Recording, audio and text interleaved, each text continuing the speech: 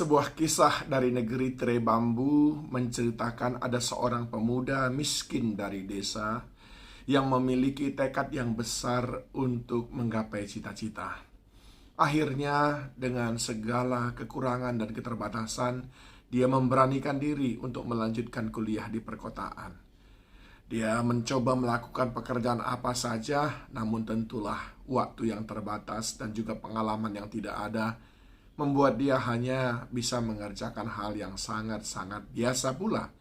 Maka sudah bisa dibayangkan hasilnya pun sangat terbatas. Sementara orang tua sama sekali tidak bisa menolong. Maka untuk menyambung hidupnya setiap hari, dia datang ke sebuah warung makanan yang sederhana pula di pinggir jalan dan selalu meminta kepada pemilik warung nasi bungkus hanya pakai kuah dan sayur saja. Dan pemilik warung pun melihatnya lalu merasa iba, sehingga setiap kali anak itu datang, mereka selalu menyembunyikan sepotong ikan, sepotong ayam, ataupun sepotong daging di bawah nasi itu. Dan sebelum anak itu kembali, dia selalu berkata, "Besok datang lagi ya." Demikianlah akhirnya anak itu selalu mendapatkan belas kasihan dari sang pemilik warung. Waktu cepat berlalu, dan anak itu pun akhirnya selesai kuliah lalu meniti karir. Suatu hari pemerintah kota mengatakan warung tempat berjualan itu harus digusur. Dan bingunglah sang pemilik warung, saudara. Maka terdengarlah berita itu di koran bahwa ada perluasan jalan dan seterusnya. Tiba-tiba seorang yang berpakaian rapi datang menghampiri sang orang tua yang pemilik warung itu dan berkata, "Bapak dan Ibu diundang datang ke kantor kami oleh direktur kami untuk mengelola kantin di sana." Lalu bapak dan ibu sang pemilik warung itu pun kaget, bukan kepalang, karena dia tidak tahu siapa yang mengundangnya. Tiba di kantor itu, betapa kaget dia melihat seorang anak desa sederhana yang dulu dia tolong, kini menjadi seorang pemuda yang gagah luar biasa dengan pakaiannya yang rapi, ada di kursi yang empuk sebagai seorang direktur. Ketika bertemu, sang direktur itu yang dulu adalah hanya memesan nasi bungkus pakai kuah dan sayur saja, memeluk mereka berdua sambil menangis dan berkata, "Saya sudah mendengar apa yang sedang terjadi, dan saya kira itu adalah cara Tuhan untuk memberi saya kesempatan menolong Bapak dan Ibu dan menunjukkan bahwa saya tidak lupa dengan apa yang Bapak dan Ibu pernah perbuat untuk saya. Kelolalah kantin di perusahaan ini. Ada karyawan di sini 3.000 orang.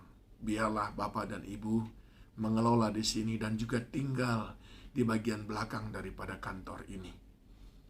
Demikian, saudaraku, akhirnya mereka memiliki tempat usaha yang baru. Apa yang ingin saya sampaikan kepada saudara berkaitan dengan firman Tuhan yang dicatat dalam Ulangan pasal 24 ayat 17 dan 18.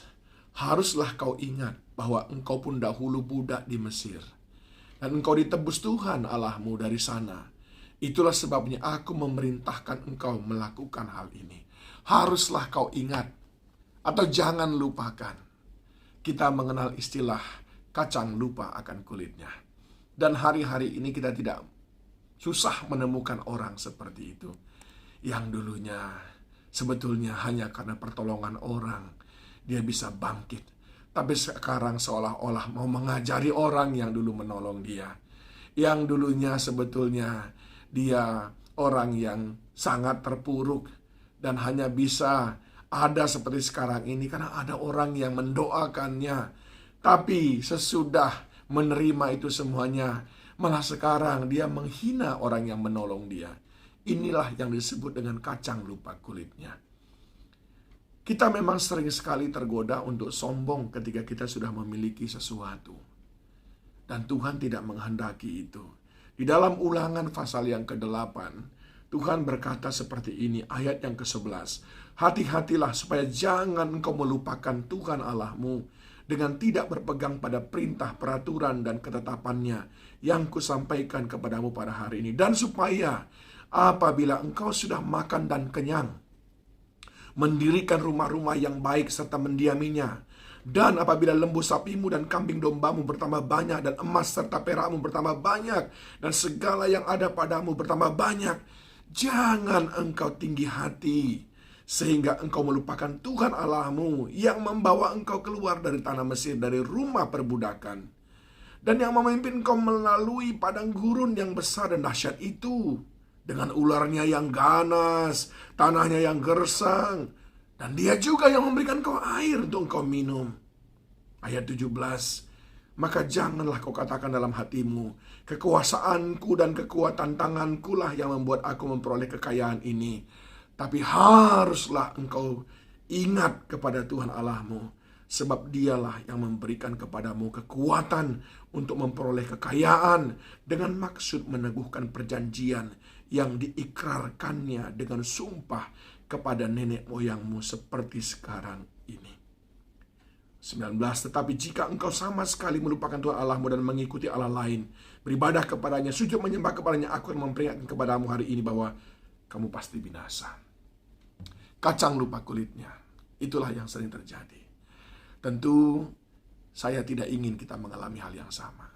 Bagaimana caranya supaya kita tidak menjadi kacang lupa kulitnya? Yang pertama, ingatlah selalu, ini semuanya, apa yang ada pada kita, adalah karena Tuhan, kekuatan dari Tuhan, atau karena orang-orang yang Tuhan kirim untuk menolong kita.